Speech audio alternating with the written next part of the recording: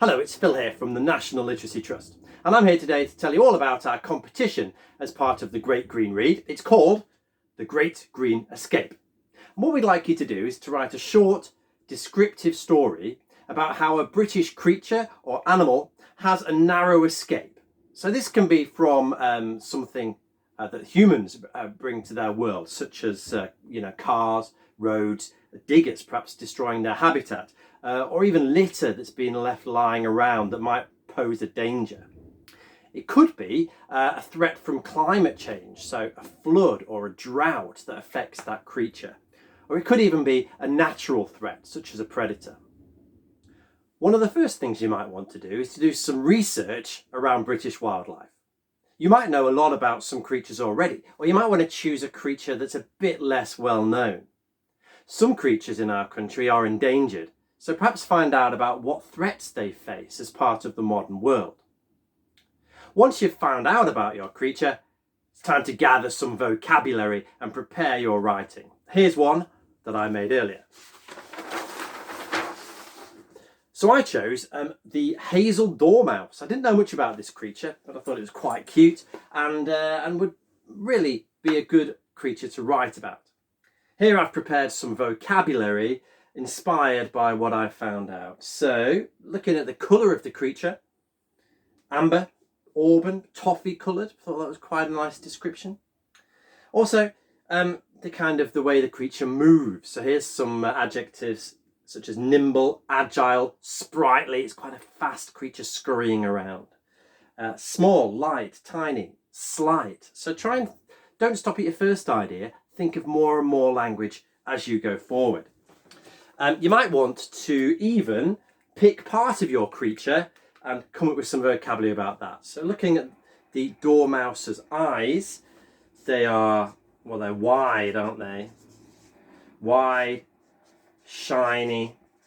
From there you might think of some figurative language like similes or metaphors. Maybe they're moon-like, these eyes, moon-like eyes.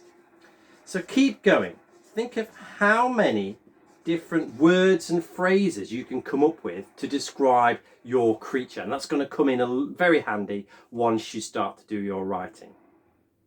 Okay, once you've gathered some vocabulary, it might be time to start your story. You can write your story in whatever way you like, but for me, I'm going to split mine into 3 bits. So first, I'm going to introduce the creature, what it looks like and so on. Then I'm going to have a paragraph that describes the danger and the attack. It's going to be very exciting, lots of action in that part of the story. And then finally, for the last paragraph, I'm going to write about the creature going back to its habitat where it is safe and warm.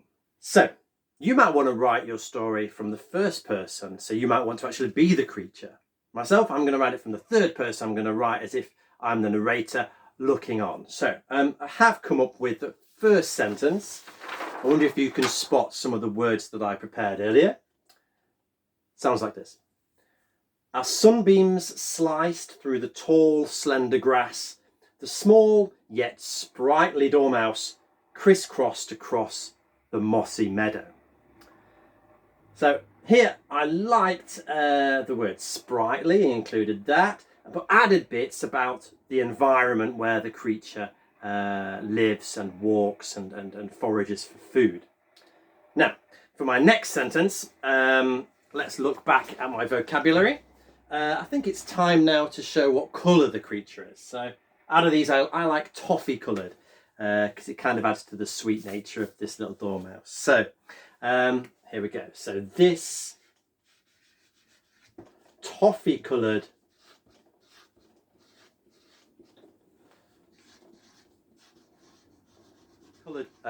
fur ball, perhaps. This toffee coloured fur ball. Now, what really grabbed my attention was this word sprightly, because it also made me think of a sprite. You might know what a sprite is. It's like a fairy or a little goblin that flies around very quick and very bright. So I think that the dormouse is a bit like a sprite. So I'm going to carry on this sentence with a simile. This toffee coloured fur ball glowed like a sprite. So it's fast moving. It glows against the green of the environment. Glowed like a sprite as it... Now think about the verbs you're going to use. Here I've got darted. So as part of your vocabulary gathering, think about some verbs to use as well. As it darted this way and that. And what's it doing? It's sniffing out. It's got that little nose. Sniffing out a tasty morsel, a piece of fruit probably, to munch. As it darted this way and that, comma, sniffing out a tasty morsel to munch. Bit of alliteration there, morsel to munch.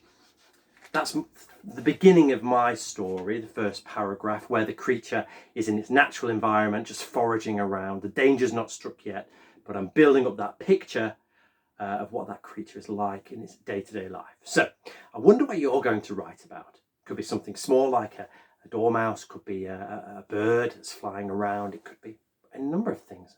We're looking at British wildlife to have a great green escape. So have a go yourself, and there'll be another video soon to show you how I'm going to write the middle part of my story. So thank you for watching, and best of luck.